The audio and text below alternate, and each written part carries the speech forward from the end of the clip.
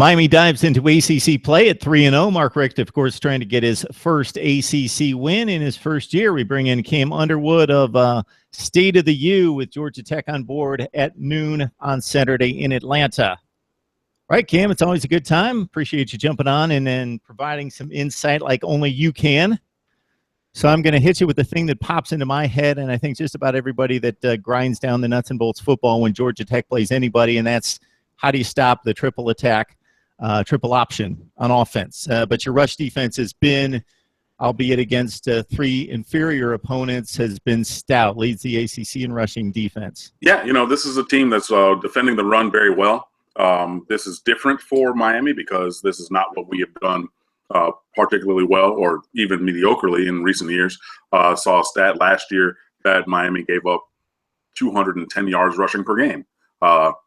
And that's just kind of, we talked about the defensive style previously, but Manny Diaz, the defensive coordinator, and then Craig Kuligowski, the defensive line coach, they're about aggression. They're about getting up the field. They're about penetration, and then you make a offense vary what they're going to do because you got big bodies getting up the field and into the backfield. So, we're going to look to continue that.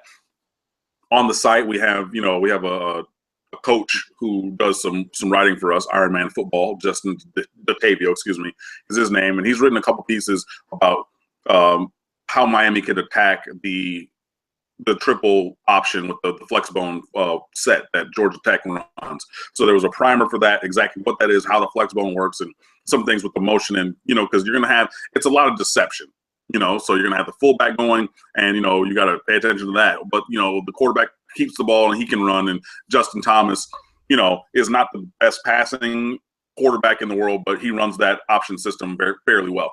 And then he can keep it, and then he can keep it and pitch it, and then they can build in other things and counters and things on that. So, kind of a little primer to that. And then today, I believe he actually put out the piece talking about exactly what Miami can do, and not giving away all of the goodness that's in that article that you should check out at stateoftheu.com, by the way. But honestly, yeah, just like I said before, you want to get up the field, you want to disrupt their timing, and you want to, really force them to make some choices. And that's going to be interesting looking at it from the Georgia Tech side. Paul Johnson said last week was the worst offensive game that any team that he has coached has ever played in nearly 30 years, between all his position coaching stops and head coaching, running this triple option system. Again, this is a thing that high schools run. It's not super complex it's not complex the way that a Baylor spread is complex. It's still complex with, intricacies and things like that. But Paul Johnson, and this was a piece that I saw, that got linked from the Atlanta Journal-Constitution, one of their beat writers. He said, man, it was terrible. It was the most catastrophic offensive performance he had ever seen. There were guys missing assignments, guys missing blocks, guys just, and this is last week against Clemson, which is a Thursday night game that they lost 26-7. But yeah, he said that was the worst offensive performance that one of his teams has seen or shown. So he was going to take even more of a role with the offense this week. And as a Miami fan, I can commiserate with that because Mark Richt is doing the same thing here in Miami. So, Paul Johnson really is trying to get in the lab and roll up the sleeves and go back to basics and make sure that everything is as perfect as possible. And a lot of times you see that when, Miami comes to town. I know that recently we have not been the juggernaut that we once were, but playing Miami is everybody's Super Bowl. And I said that when we went to Appalachian State. They had the largest crowd ever in their school's history, all this, that, and the third, and people were talking them up about this is the biggest game that's ever been in Boone, North Carolina. It's the biggest this and that and third. And it's because Miami came to town, and this is going to be offensive, but whatever. If a Memphis went to Boone, North Carolina, it wouldn't have been a thing. If you had a Illinois or somebody of that ilk who went, it wouldn't have been a thing. It was that they were playing Miami. So I think Georgia Tech's going to be ready for this game. But yeah, Miami, we're just going to keep trying to do what we do, get those tackles for loss, get those sacks, get that offense off schedule. And hopefully we can do that. Only opposing offenses are averaging 2 yards a carry after the Appalachian State game in the run game. Before that, it was 0.91 yards per carry. So Appalachian State they had 2.6 for the game. So they over tripled the yards per carry, and it wasn't even 3. So if we stick to that defensive kind of performance against the triple option, then I think we can do well. But yeah, we still got to keep them off schedule and make Justin Thomas throw. That's going to be the key, really, to get them out of their system. I don't have the numbers in front of me, but under Paul Johnson, Georgia Tech typically has a top 5 rushing offense, top 5 nationally. Now, when they dipped to 3-9 last year, coming off that appearance in the ACC championship game, they were nowhere close to top 5 in the country. They really suffered in the run game, and they really haven't picked it up, as you mentioned, against Clemson, and even against BC. They didn't really run it down BC's throats, and the Eagles, despite their issues in getting the results they want, have one of the top rush defenses in the country the last couple of years. So Georgia Tech has not been as proficient running the ball. The other thing, Cam, is that even though they don't throw it well from the standpoint of efficiency or in terms of number of attempts, it's not emphasized when they've had good teams, like, again, 2 years ago, when they go up top, they go up top. They hit you for chunk yardage, like top 5 in the nation per attempt, per completion. So that's going to be key, whether Justin Thomas can find those big plays. He's going to throw that 10 for 19 at you, but if he hits 3 or 4 times up top, they've had NFL wide receivers in the past. This time it's Ricky June, their best wide receiver. Your secondary, I know that you've expressed to me, has been a bit of a concern coming into this season. So they might be tested, not a lot, but in key situations. Yeah, and that's true. But as you were talking, I looked up the stats. Georgia Tech is currently 36th in rushing in the nation with 867 yards in 4 games. So that's 217 yards. So that's not, the 300, 350, 40 that you're talking about. So, yeah, they obviously do need to do that a little bit better if Georgia Tech's going to be successful, which hopefully they are not on Saturday at noon. They don't throw the ball well, but sometimes they do hit those deep passes. Calvin Johnson, who used to play for my Detroit Lions and just retired, early. Demarius Thomas, there's another receiver who went there. You got the other guy who you just mentioned. I forget his name now, June. But yeah, they have usually one guy and who's big, country, big, strong, fast, 6'5", 220 pounds, running into 4.4s. Stephen Hill, I believe, who played for the Jets. He was a second-round, third-round draft pick. He was also another one of their lead targets. So yeah, we do really have to focus on that. Pass defense has been pretty good throughout the year. We're giving up some of the shorter passes and things, but if you get into the passing situations, then that's really when the defensive line can go eat. Like, if they know, where Justin Thomas is going to be, he's going to be 7-8 yards back from center. We're looking to throw the ball. That's when Chad Thomas, who's playing like a 5-star recruit that he was, he's playing like All-American now. You can have him getting up the field. Kendrick Norton, Richard McIntosh. You can have those guys just pin their ears back and get up the field. Linebackers, the 3 true freshmen behind them blitzing. You can do things like that. But yeah, really got to just do the game well. The defensive secondary is going to get a little bit of a boost this week. Adrian Colbert, 5th-year transfer, grad transfer from Texas. He's going to be back. Per all reports, he's been back in practice. So he played safety previously, but he's at cornerback. So getting him back in that rotation will be good. Obviously, we had Corn Elder and Sheldrick Redwine both starting. Redwine is a sophomore, and he can play. He can start. But maybe he's still a step below Colbert, because Colbert has been a revelation since he's been here. It's been, just night and day difference. So getting him back is going to be really good. Jaquan Johnson in the secondary as the nickel / star outside backer in the nickel kind of set, or sometimes he plays the strong side backer in our system. Is that you would think of it as a weak side backer from like the Tampa Bay Derrick Brooks kind of thing, maybe a little bit. But he's been really good. Jamal Carter and Rayshawn Jenkins, they've been solid at the safety slots. So, we do have some guys back there, but, again, you cannot just get compelled to go to sleep because you think, okay, this receiver is only going to block because it's going to be another triple option play because they're going to run, 40 or 50 or 60 of those in a game, But, yeah, we really do got to limit their explosiveness. And, again, I know that it's not going to be many times that they hit a shot, but, if you hit enough of them, then it could be a problem for the defense. So we just really got to lock down on those passing downs. Yeah, the Yellow Jackets have played, Cam, 2 like opponents when it comes to talent. BC, nothing close to Miami overall roster, but the defense is extremely good and has been. They ran for only 2.5 yards per carry against Boston College, only about 2.7 versus Clemson, about 130 yards a game against the 2 really good opponents defensively on their schedule. So that gives the Canes some hope that they can continue to stop the run.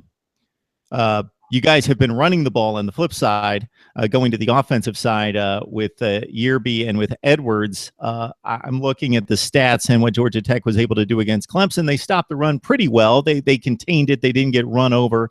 They gave up about 4 yards per carry. So we'll see if the Canes can continue to do what you've done the first 3 games, and that's really ram it ahead. Yeah, and then Mark Richt said that, and I think he misspoke. It's Mark Walton is our number 1 running back, who has the jersey number 1.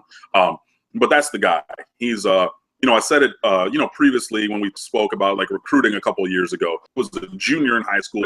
He had either, maxed something, so he was a year old for his grade. And as a junior, he reclassified to be a senior and then graduated and went to Miami. So he only played 3 years of high school football. But, he's 18. He was the normal age.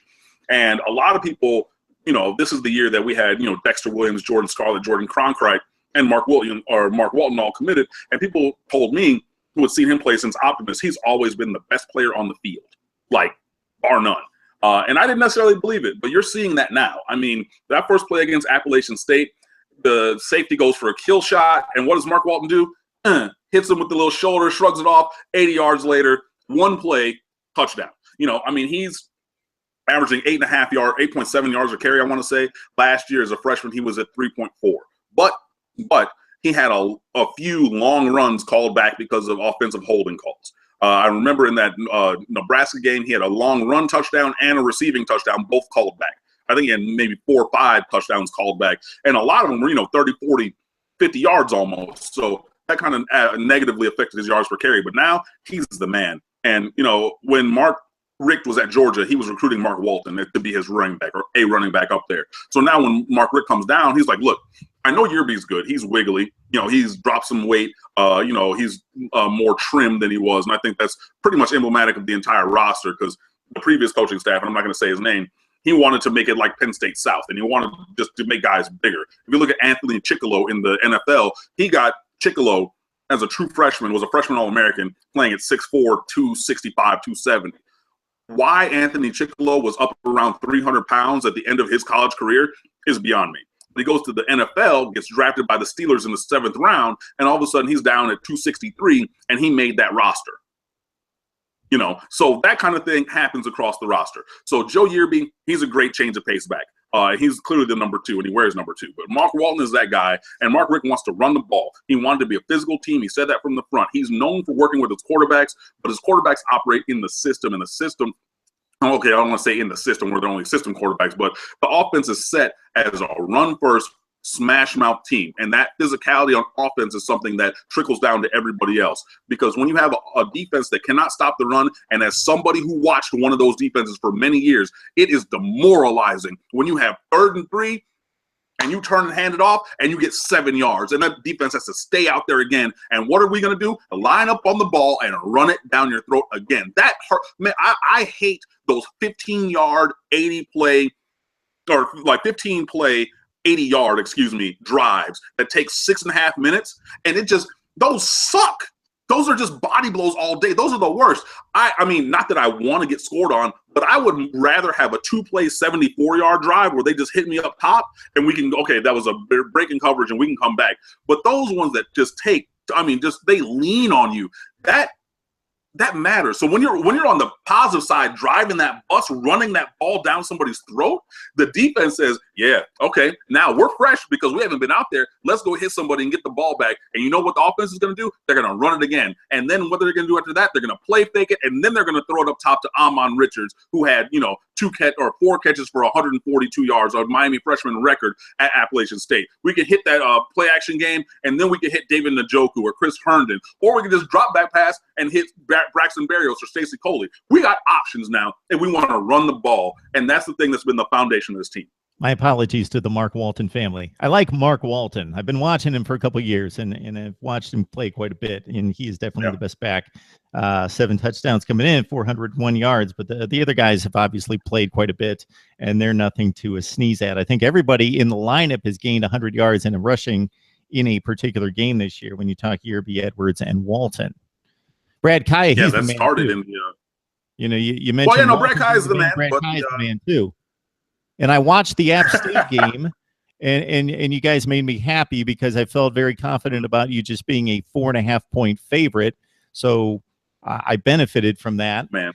And then Mr. Kaya, I was watching out for him as well because you talked about him having some rough games against some inferior foes to start the season. And I didn't really see anything that really stood out negatively or positively. It was Brad Kaya. He's a top 6 to 8 quarterback in this country, and I think he pretty much played like it. The rushing stat is true. All three of them, Yearby, Edwards, and Walton, all had 100 yards in the opener against FAMU. And then Yearby and Walton backed that up in the second game, and then Walton did that again in the third game. He's one of the only running backs in America that has a touchdown and 100 yards in all the games he's played so far. I know we had a bye week already, but still, that was true last week. I don't know, we didn't catch up last week, but that's still impressive. And Brad Kaya, in that game against Appalachian State, he had one really stupid throw, and I can see it right now. It was an interception on the goal line in the flat to the fullback.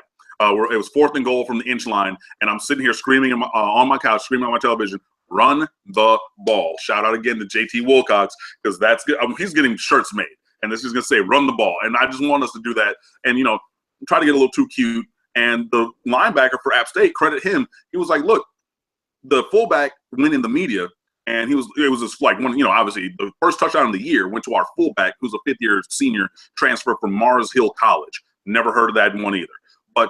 He said, "Oh my God, I was just so blessed that they threw me the ball, and I just run this little, leak route or into the flat, and the ball's there and everything." And so the linebacker for App State saw all those interviews. So then when we ran that play, he said, "Oh, this is the play going to the fullback, jumped that ball, returned it 60 yards. And then that's when, after on that drive, they got their only touchdown of the game."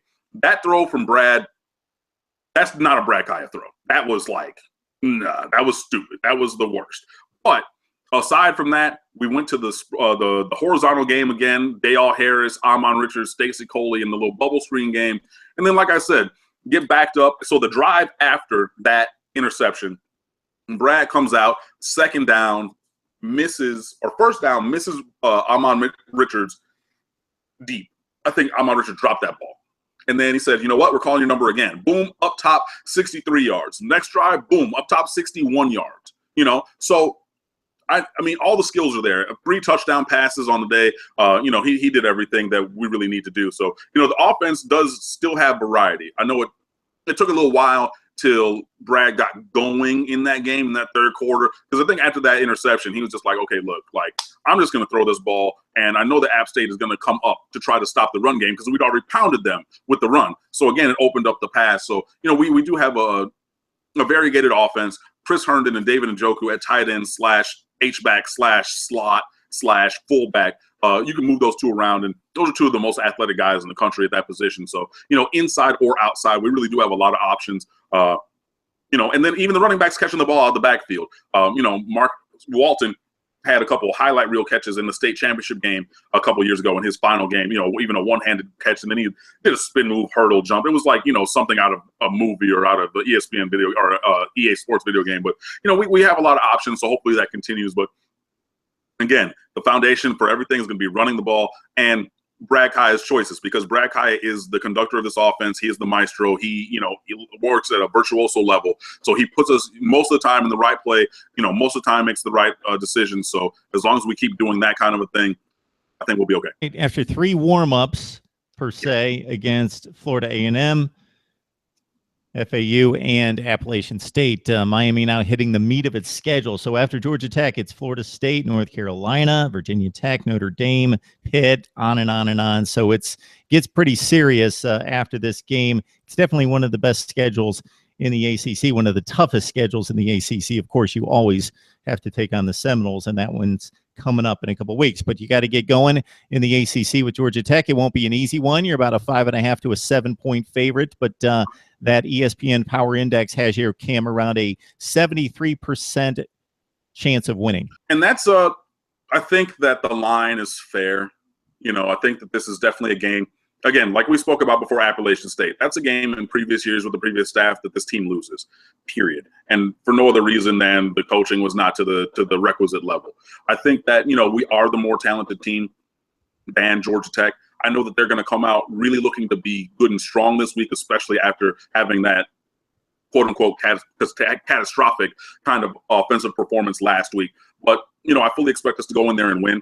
And I know that there's other teams on the horizon. I know that there's the team from Tallahassee coming down next week, and then you got North Carolina the week after, and those two are actually playing each other this week. I know that looms out in the future, but we've been caught looking into the future before. So we'll deal with those things when we deal with those things, and we're going to just really focus on getting around these cut blocks, because that it's not a chop block. A chop block is when you're engaged up high and then the guy dives down low. But a cut block is Georgia Tech's staple. They will dive